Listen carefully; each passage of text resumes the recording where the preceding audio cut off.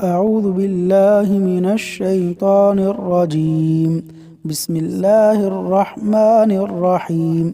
شیطان سے حفاظت کا وظیفہ۔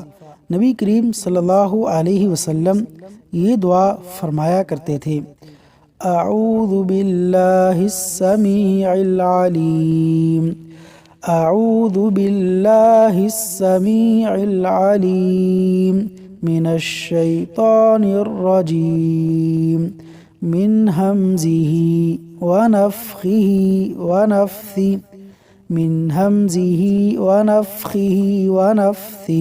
ترجمہ: میں سننے والے اور جاننے والے اللہ کی پناہ مانگتا ہوں شیطان مردود سے، اس کے تکبر، تغزل اور جنون سے۔ سنن ابو داود حدیث نمبر 775۔ اللہ تبارک و تعالی شیطان سے ہماری حفاظت فرمائے، آمین یا رب العالمین۔